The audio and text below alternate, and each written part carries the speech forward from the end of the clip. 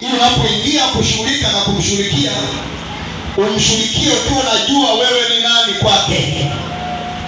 Somo linasema mimi ni nani kwa shetani.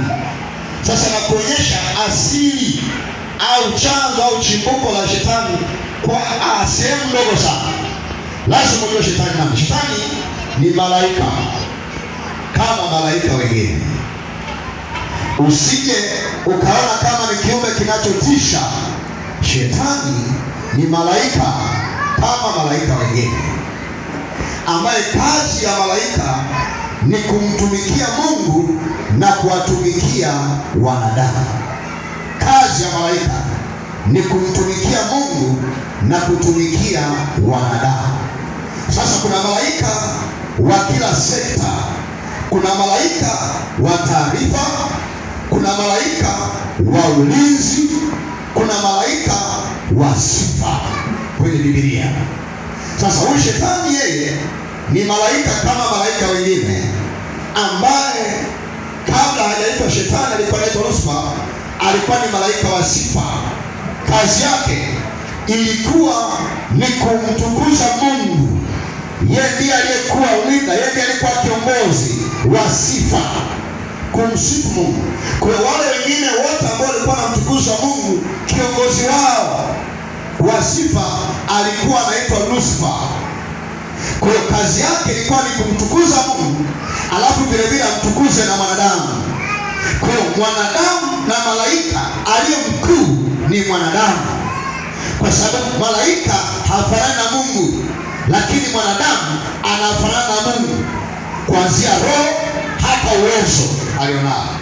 Kwa hiyo huyu malaika kazi yake ni kukusujudia wewe, sio wewe umsujudie yeye. Yeye anakusujudia wewe pamoja na Mungu. Ndiyo kazi ambayo shetani alikuwa nayo kwa jina la Lucifer, maana yake malaika wa nuru au nyota ya asubuhi, Lucifer. Sasa wakati huo shetani yuko mbinguni, kabla hajaitwa shetani alikuwa anaitwa Lucifer. Wakati huo bado hajatupwa duniani kuja kusujudia wanadamu. Kwa hiyo alibaki na kazi moja ya kumtukuza Mungu mbinguni. Sasa alivyotenda dhambi, alivyoanguka katika anguko, akaitwa shetani, maana yake adui au aletaye upinzani au kizuizi. Akatupwa wapi? Maandiko yanasema alitupwa hata nchi, maana yake alishuka kuzimu moja kwa moja.